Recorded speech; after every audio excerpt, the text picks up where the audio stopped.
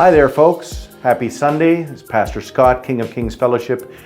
You are listening to a long overdue after service chat. I know some of you have said to me, where have those gone? Why don't I see any of them? Well, we have a lot going on, and I used that as an excuse to not get this done. But lo and behold, let not your heart be troubled. Here we are having an opportunity to chat with each other after our service today, which was a fellowship lunch and communion Sunday. Most of you, if not all of you, know that that is an opportunity for us to get together and share lunch and communion in a dining hall downstairs with each other. I don't preach, testimony is offered. It's a very interactive, a very community-driven sort of activity and event. And so we had a blessed time there, 65 people in the room. For our basement, that is quite full. It is very encouraging to have so many people enjoying each other and enjoying the house of the Lord together. What do I want to talk to you about today? Well, so many different things the Lord has impressed upon me over the last week in particular. It's in some ways impossible to share all of that with you. But one of the things that came up in my, I was going to say study time, but now that I come to be honest about it, it was my Facebook time. As I was on Facebook, somebody posted something that I think would be helpful to share with all of you. Because sometimes people ask me the question, Scott, there's this verse in the Bible that says such and such. And there are a bunch of Christians who don't follow that, because they say somewhere else in their Bible it says such and such. And so how do you know which one is right? Well, we're not going to solve that kind of a problem through an after-service video chat. But I wanted to point out that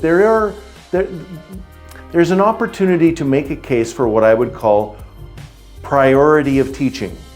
I don't know that anybody's ever used that phrase before. I'm using it now for this one video. Priority of teaching. Let me give you an example. Love one another. John chapter 13, verse 34. Love one another. John chapter 13, verse 35. You see where I'm going with this? Love one another. John 15, 12. Love one another. John 15, 17. Love one another. Romans 12, 10. 1 Thessalonians 3:12, 1 Peter 1:22, 1 John 3:11, 1 John 3:23, 1 John 4:7, 1 John 4:11, 1 John 4:12, 2 John 5, just to name a few. Jesus and his followers are teaching, love one another. I would call that a priority of teaching.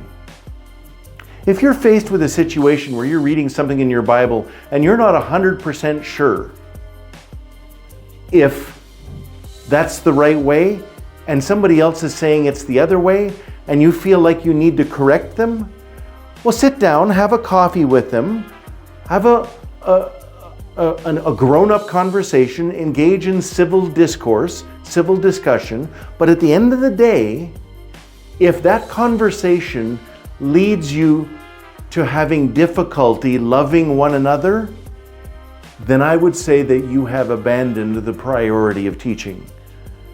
Above all other things that Jesus taught, he taught us to love one another.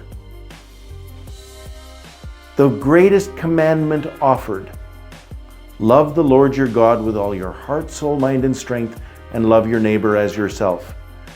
With these two, the entire law and prophets are wrapped up. What does that mean if you don't understand all of that I just said there?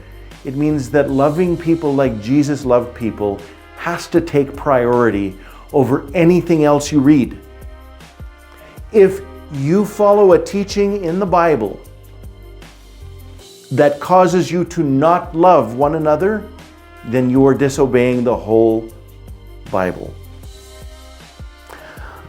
That might be hard for some of you to hear. There are some lines that we like to draw in the sand for one another. There are some hills that we feel we need to die on when it comes to church doctrine or specific theology or some special rule that we followed for years and years and years.